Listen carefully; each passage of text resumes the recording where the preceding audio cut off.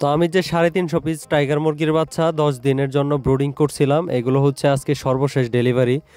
যদিও আসলে অসুস্থতার ভিতর দিয়ে যাচ্ছে সময়গুলো, তো যেহেতু সময় হয়ে গেছে আর আমার খামারটাও মোটামুটি খুব দ্রুত খালি করতে হবে। তো কী জন্য খালি করব এটা একদিন ভিডিওতে আপনাদেরকে দেখাই দিব। তো এই জন্য মূলত হচ্ছে অসুস্থতার ভিতর দিয়েও আবারও শুরু করে দিলাম হচ্ছে বাচ্চাগুলো গনে জড়ি ভরা। তো এগুলোর বয়স হচ্ছে 11 দিন। 4টা ভ্যাকসিন করা হয়েছে। আসসালামু আলাইকুম, শুভ সকাল। আশা করি সবাই অনেক ভালো আছেন, আমিও আছি মোটামুটি। তো এখন বাজে হচ্ছে ভোর 6টা। তো এখন মূলত হচ্ছে আমি আমার বাচ্চাগুলো বান্ডিল করব, তারপরে হচ্ছে এগুলো নিয়ে টঙ্গীর উদ্দেশ্যে রওনা দিব। তো আমাদের ট্রেন যেহেতু সকাল 6টা 40-এ টাইম, তো আমাদেরকে 40 মিনিটের মধ্যে হচ্ছে রেলওয়ে স্টেশনে পৌঁছাইতে হবে। আর আমার বাসা থেকে মূলত হচ্ছে ট্রেন যাতায়াত সবচাইতে সুবিধা। তো দেখতে পারতেছেন বাচ্চাগুলো কিন্তু এখনও হোপারের নিচে বৈশা রয়েছে। আর গতকালকে রাত্রে আমি খাবার পানি দিয়ে একেবারে সব কিছু রেডি করে রাখছিলাম যাতে সকালবেলা আমাদের কোনো সমস্যা না হয়। তো যাই হোক, দেখতেই পারতেছেন এখানে মূলত হচ্ছে 350 পিস বাচ্চা আমি ব্রুডিংয়ে দিয়েছিলাম। গতকালকে মূলত হচ্ছে ময়মনসিংহে দিয়ে আসলাম, একজনকে 60 পিস, আরেকজনকে হচ্ছে 60 পিস করে 120 পিস। এক ভাই ময়মনসিংহ থেকে নিছে, আরেক ভাই নেত্রকোনা থেকে নিছে। উনি মূলত প্রবাস থেকে অর্ডার করছিল আমার কাছে।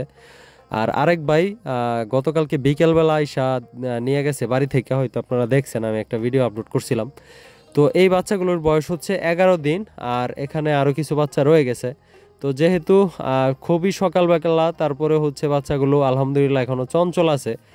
সকালের পক্ষে যেরকম জিম ধরে বসে থাকার কথা ওইরকম কিন্তু নাই, দেখতেই পারতেছেন আপনারা।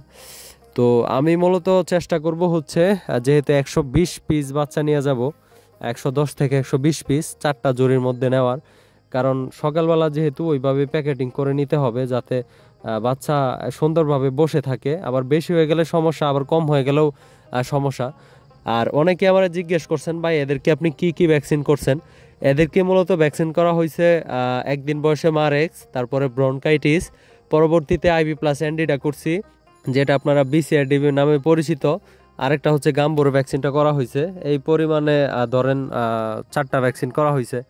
তো ভাইয়েরা মূলত হচ্ছে যারা নিছে ওনারা আসলে এই বাচ্চাগুলো নিয়ে আমার কাছে মনে হইতেছে যে জিতছে। কারণ হচ্ছে যে টাকার মধ্যে তাদেরকে দিছি ওটা থেকে বেশি আমার খরচ হয়ে গেছে।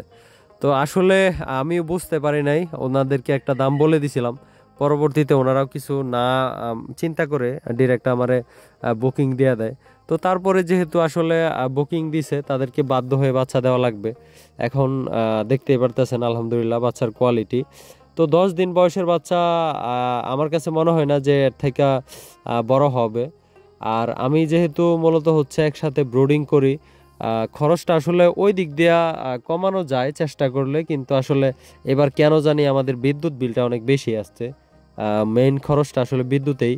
আর ভ্যাকসিন বলেন, মেডিসিন আমার আগের ছিল বিদায় আমার ওই এইভাবে নতুন করে আর কোনো মেডিসিন লাগে নাই। তো এই হচ্ছে বিষয়। আর এদের আসলে আপনারা জিজ্ঞেস করতে পারেন যে এদের ওয়েট কীরকম হইতে পারে। ধরেন এদের ওয়েট অ্যাভারেজ 130 থেকে 150 গ্রাম এরকম হবে। তো আমি আসলে চেষ্টা করছিলাম যে আপনাদেরকে ওয়েট দিয়ে দেখাবো একদিন, কিন্তু আসলে সময়ের জন্য পারি নাই। আর আমাদের খামারটা হচ্ছে খুবই দ্রুত জায়গা খালি করতে হবে, কারণ হচ্ছে আমাদের যে ব্রয়লার ফার্ম আছে হয়তো আপনারা জানেন, ওইখানে বাচ্চা এবারে তুলনামূলক বেশি দেওয়ার কারণে অনেক গাদাগাদি হয়ে গেছে। আসলে বাচ্চা যেহেতু শীতকাল, এই জন্য ভাবছিলাম হয়তো অল্প জায়গার মধ্যে হয়ে যাবে। এখন দেখা যাচ্ছে যে বাচ্চার বয়স অনুযায়ী যেভাবে বাড়তেছে, পরবর্তীতে আসলে অ্যান্টারাইসিস হয়ে যাওয়ার একটা সম্ভাবনা আছে। তো যেহেতু বাচ্চাগুলো সুস্থ সবলভাবে ব্রয়লারের বাচ্চাগুলো উঠে আসছে আর মোটামুটি কেজির মতো হয়ে গেছে, তো এই জন্য আমার এইখানে 1 সপ্তাহ মতো জায়গা দিতে হবে।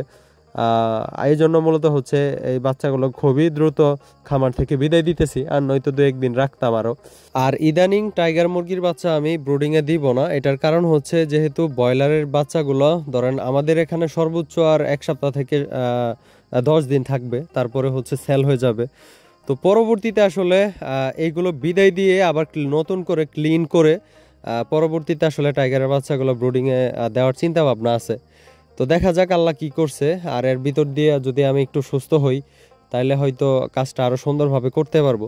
তো আমার কথা হচ্ছে যে জৈব নিরাপত্তা যতক্ষণ না পর্যন্ত একটা খামারের নিশ্চিত করা যাবে ততক্ষণ পর্যন্ত ওই খামার থেকে লাভের অংশটা বের করে আনাটা অনেক কঠিন হয়ে যাবে। তো জৈব নিরাপত্তার বিষয়ে আমার আগে আরও 2টা ভিডিও আপলোড করা আছে। জৈব নিরাপত্তার মধ্যে কি কি পড়ে এই বিষয়ে আমি আমার মতো করে সুন্দরভাবে বুঝাই দিছিলাম। আর ইদানিং শীতকালের মধ্যে জৈব নিরাপত্তা কিভাবে ফার্মের বাড়াবেন এই বিষয়ে একটা ভিডিও আপলোড করব। তো যাই হোক, এখানে আর দেরি করছি না, দেখা হচ্ছে রাস্তার মধ্যে গিয়ে। আর এখন বাজে হচ্ছে সকাল 6টা 15। আর এত সকালে গাড়ি পাবো না, এটা স্বাভাবিক একটা বিষয়। তো আমাকে মূলত আজকে আমার খালাতো ভাই হেল্প করবে। আমার বাইকটা নিয়ে উনি হচ্ছে আমাকে স্টেশন পর্যন্ত দিয়ে আসবে। তো যাই হোক, রাস্তার অনেকটা ফুটেজ আমি স্কিপ করছি। এখানে মূলত আমরা স্টেশনের মধ্যে চলে আসছি। এই দিকে বাচ্চার জড়িগুলা এইভাবে বেঁধে আনছি, দেখতে পারতেছেন, উপরে পেপার দিয়ে, আর সাইডটা খোলা রাখছি। তো এখানে মূলত বাচ্চা নিয়ে আসছি হচ্ছে 110 পিস 4টা বান্ডিলের মধ্যে। তো চেষ্টা করব এখানের ভিডিও করার, বাইরে যে আসলে জরিগুলো বুঝাই দিব, কিন্তু আসলে যে এরিয়া ওইটা আসলে খুবই রিস্কি একটা এরিয়া, জানি না ভিডিও করতে পারবো কি না। তো আমাদের ট্রেনটা মূলত দাঁড়িয়ে থাকতে থাকতেই চলে আসে, আর এখন বাজে হচ্ছে 6টা 35। এখানে মূলত 2 থেকে 3 মিনিট দাঁড়াবে। এখন আমার কাজ হচ্ছে এগুলো নিয়ে ট্রেনের মধ্যে ওঠা, যেহেতু সকালবেলায় তো ভিড় হবে না আশা করি। তো আমরা মূলত হচ্ছে টঙ্গীর উদ্দেশ্যে রওনা দিচ্ছি। আর আমরা আজকে মূলত একটা মেল ট্রেনের মধ্যে উঠলাম, কারণ সকালবেলা কোনো প্রকার ইন্টারসিটি নাই। আর ইন্টারসিটি ট্রেন মূলত হচ্ছে বিমানবন্দর রেলওয়ে স্টেশন ছাড়া আমাদের এখান থেকে যে ছাড়ে ওইটা দাঁড়ায় না। তো এদিকে মূলত হচ্ছে আপনারা সূর্য মামা দেখতে পারতেছেন। আর এখন বাজে হচ্ছে সকাল 8টা। তো ভাইরে মূলত টাইম দিছি যে সকাল 9টার মধ্যে আমি পৌঁছে যাব, বাকিটা আল্লাহর ইচ্ছা, দেখা যাক। যেহেতু মেল ট্রেন, এদের টাইমের কোনো লিমিট থাকে না, যে সব জায়গার মধ্যে যা একবার দাঁড়ায় ওখান থেকে সহজে নড়ে না। আর অলরেডি 9টা বাজে গেছে, আমি মনে হয় না যে 11টার মধ্যে পৌঁছাইতে পারবো। তো যাই হোক, আজকের ভিডিওটা দীর্ঘায়িত করলাম না। যদি কারো কিছু জানার থাকে অবশ্যই আমার কল করবেন, আমি চেষ্টা করব কথা বলার। আর যদি কারো কিছু জানা থাকে অবশ্যই ডেসক্রিপশন বক্সে কমেন্ট করতে পারেন। আর ভালো লাগলে অবশ্যই লাইক করে আমাদের সাথেই থাকবেন। তো ভিডিওটা আজকের মতো এখানেই শেষ করছি। আবারও দেখা হবে নতুন কোনো সময় নতুন কোনো ভিডিও নিয়ে। সে পর্যন্ত সবাই ভালো থাকবেন, সুস্থ থাকবেন। আসসালামু আলাইকুম, আল্লাহ হাফেজ।